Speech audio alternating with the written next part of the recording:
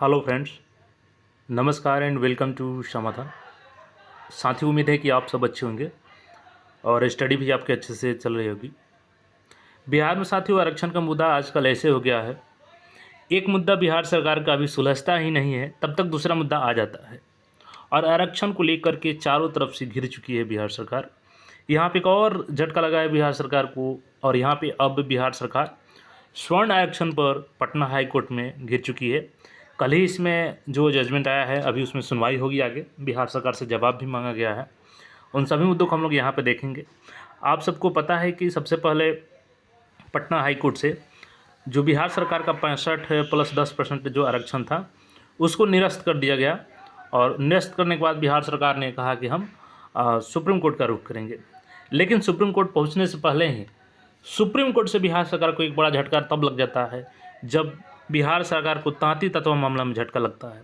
चूँकि 2015 में नीतीश सरकार ने तांती तत्व को एक अमेंडमेंट के तहत ईबीएस से, ईबीसी जो कैटेगरी होता है, ईबीसी से सीधे उनको एससी में डाल दिया था। तो सुप्रीम कोर्ट ने इस पे जजमेंट दिया और उन्होंने हवाला दिया आर्टिकल का, देते हुए कहा कि ये बिहार सरकार का कोई हक नहीं है कि किसी भी कास्ट को एससी में डाल सके या एससी में जो मौजूद कास्ट है उनको बाहर कर सके।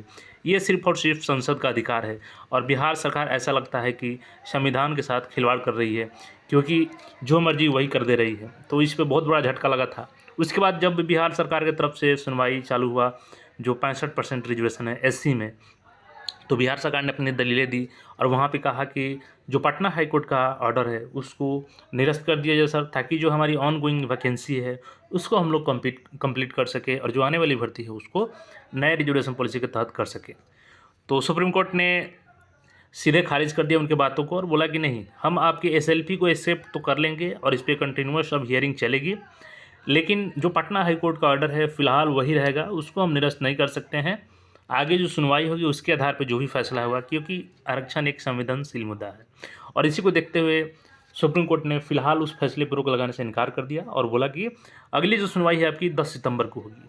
अब देखने वाली बात होगी कि 10 सितंबर के बाद क्या स्थिति होती है रिजर्वेशन को लेकर के, आगे कितनी हियरिंग में क्लियर हो पाएगा, कब तक सारा चीज़ क्लियर होगा। और उसी की वजह से सारी वैकेंसी यहाँ पे अटकी हुई है, चाहे अभी 17th बीपीएससी देख लीजिए, सीजीएल 4 देख लीजिए, दरोगा देख लीजिए, या तमाम जो आने वाली भर्तियाँ थी।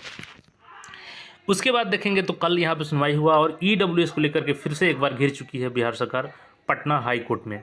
आइए पटना हाई कोर्ट का क्या आदेश है उस पर हम लोग गौर करते हैं। यहाँ पे देखेंगे तो 29 जून को ये फिलिंग की जाती है केस, और यहाँ पे केस नंबर देख लेंगे, CWJC नंबर दिया गया है। और सब्जेक्ट देखेंगे तो validity of act, rules regulations etcetera validity of act. और 16 जुलाई को ये रजिस्टर्ड हो जाता है केस और 5 अगस्त को एक्शन लिया गया है, यानी कल ही एक्शन लिया गया है इस पर। और अभी फाइनल जजमेंट नहीं है, तो पेंडिंग में है। देख सकते हैं यहाँ पे पिटिशनर कौन है, एडवोकेट उनके राकेश कुमार शर्मा है। और यहाँ पे देखेंगे तो फॉर एडमिशन। अब आइए इसमें क्या अपडेट है उसको देख लेते हैं। अब यहाँ पे देखेंगे तो in the high court of judicature at Patna, civil writ jurisdiction case number यहाँ पे दिया गया है। और मेन जो पिटिशनर है वो है Ajay Kumar Lal versus the state of Bihar. अब यहाँ पे देखेंगे तो फॉर पिटिशनर एडवोकेट कौन है, तो मिस्टर DK सिन्हा है, सीनियर एडवोकेट है, और मिस्टर राकेश कुमार शर्मा है एडवोकेट। और स्टेट के लिए कौन है, तो मिस्टर विकास कुमार है। और यहाँ पे देखेंगे तो फॉर BTSC, यहाँ पे बिहार टेक्निकल सर्विस कमीशन को भी इंक्लूड किया गया है, इनको भी यहाँ पे रिस्पोंडेंट बनाया गया है। तो इनके वकील है जो निकेश कुमार है। अब यहाँ पे नीचे देखेंगे तो कोरम में दिया गया है honourable the chief justice and honourable mister justice नानी गुप्ता, नानी तागिया, यहाँ पे देख सकते हैं ओरल ऑर्डर। देखेंगे यहाँ पे तो honourable the chief justice mister Vikas Kumar learn counsel for the state taken notice on behalf of respondent number 1-2। Mister Nikesh Kumar learn counsel for the BTSC takes notice on behalf of respondent number 3-2। अब यहाँ पे देखेंगे तो post this case number on 25 सितंबर। तो देखिए अब अगली सुनवाई जो इसमें होगी वो 25 सितंबर को होगी। So as to enable learn counsel for the responsible to file the counsel affidavit. अब इनको बिहार सरकार को एफिडेविट फाइल करने के लिए बोला गया है। तो आखिर किस मुद्दे पर एफिडेविट फाइल करने के लिए बोला गया है, चलिए उसको हम लोग समझ लेते हैं यहाँ पर न्यूज़ के माध्यम से। लेकिन इसमें अगली सुनवाई जो होगी वो 25 को होगी, और जो 65% आरक्षण का मुद्दा है वो SC में 10 सितंबर को सुनवाई होगी। अब यहाँ पे न्यूज़ को देख लीजिए। बिहार तकनीकी सेवा आयोग की भर्ती में पटना हाईकोर्ट ने मांगा जवाब। ईडब्ल्यूएस को आरक्षण का मामला, पटना हाईकोर्ट। अब देखिए, आर्थिक रूप से कमजोर वर्ग को सीधी भर्ती में 10% आरक्षण देने पर पटना हाईकोर्ट ने बिहार तकनीकी सेवा आयोग से जवाब तलब किया है। इन मामले में अगली सुनवाई 4 सप्ताह बाद होगी, यानी 25 सितंबर को जो डेट है। यहाँ पर देखेंगे। और तो देखिए मुद्दा क्या है यहाँ पर मेन। पटना हाईकोर्ट ने आर्थिक रूप से कमजोर वर्गों को अनारक्षित पदों पर आरक्षण देने के बजाय सीधी भर्ती में 10% आरक्षण देने पर राज्य सरकार सहित बिहार तकनीकी सेवा आयोग से जवाब तलब किया है। चीफ जस्टिस केवी चंद्रन की खंडपीठ ने अजय कुमार लाल व अन्य की याचिकाओं पर सुनवाई करते हुए 4 सप्ताह में जवाबी हल्फनामा दायर करने का निर्देश दिया है।